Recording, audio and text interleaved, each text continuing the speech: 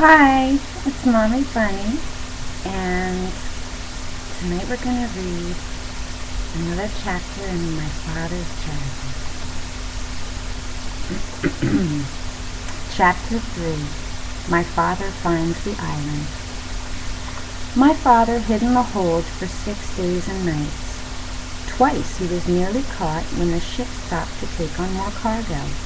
But at last he heard a sailor say that the next port would be Cranberry, and that they'd be unloading the wheat there. My father knew that the sailors would send him home if they caught him, so he looked in his knapsack and took out a rubber band and the empty grain bag with the label saying Cranberry. At the last moment my father got inside the bag, knapsack and all, folded the top of the bag inside, and put the rubber band around the top. He didn't look just exactly like the other bags, but it was the best he could do.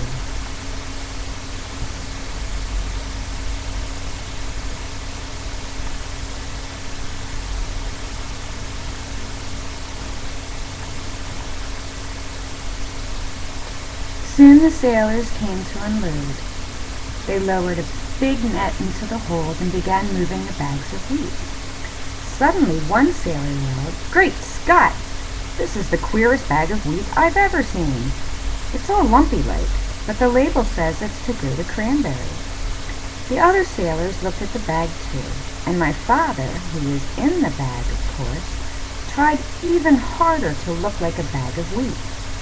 Then another sailor felt the bag, and he just happened to get hold of my father's elbow. "I know what this is," he said. "This is a bag of dried corn on the cob."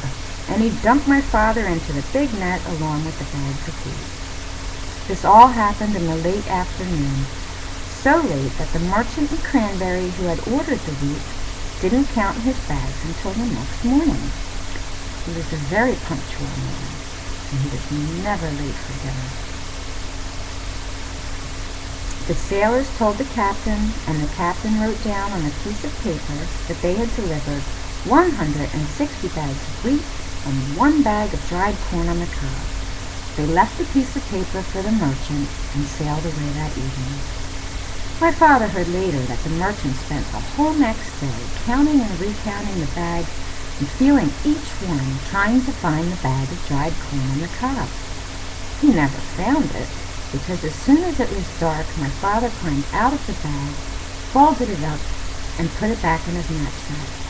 He walked along the shore to a nice sandy place and lay down to sleep.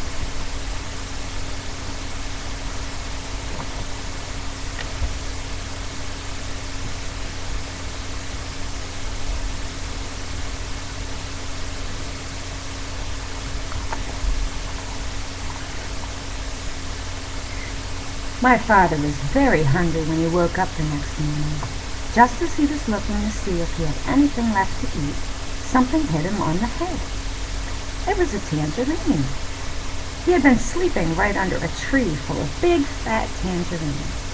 And then he remembered that this was the island of Tangerina.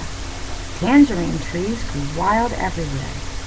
My father picked as many as he had room for, which was 31, and started off to find Wild Island. He walked and walked and walked along the shore, looking for the rocks that joined the two islands. He walked all day, and once, when he met a fisherman and asked him about Wild Island, the fisherman began to shake and couldn't talk for a long while. It scared him that much, just thinking about it. Finally, he said, "Many people have tried to explore Wild Island, but not one has come back alive. We think they were eaten by the wild animals." This didn't bother my father. He kept walking and slept on the beach again that night. It was beautifully clear the next day, and way down the shore my father could see a long line of rocks leading out into the ocean, and way, way out at the end he could see just a tiny patch of green. He quickly ate 7 tangerines and started down the beach. It was almost dark when he came to the rocks, but there, way out in the ocean, was the patch of green. He sat down and rested a while, remembering that the cat had said, "If you can, go out to the island at night, because then the wild animals won't see you coming along the rocks, and you can hide when you get there." So my father picked 7 more tangerines, put on his black rubber boots, and waited for dark. It was a very black night, and my father could hardly see the rocks ahead of him. Sometimes they were quite high, and sometimes the waves almost covered them, and they were slippery and hard to walk on. Sometimes the rocks were far apart, and my father had to get a running start and leap from one to the next. After a while, he began to hear a rumbling noise. It grew louder and louder as he got nearer to the island. At last it seemed that he was right on top of the noise, and he was. He had jumped from a rock onto the back of a small whale who was fast asleep and cuddled up between 2 rocks. The whale was snoring and making more noise than a steam shovel, so it never heard my father say, "Oh, I didn't know that was you." And it never knew my father had jumped on his back by mistake.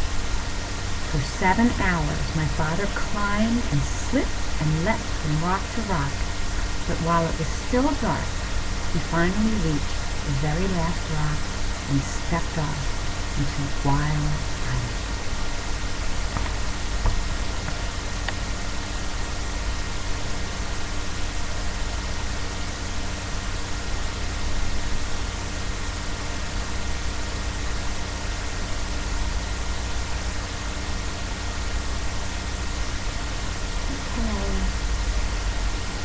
Alright, my baby bunny.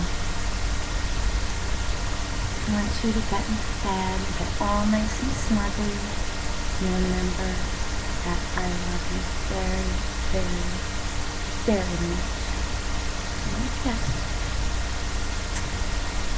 Good night. Sleep tight, and I hope you have good dreams. And look who I've got. Look who I've got. Say hi. Hi, kitty. Hi, kitty.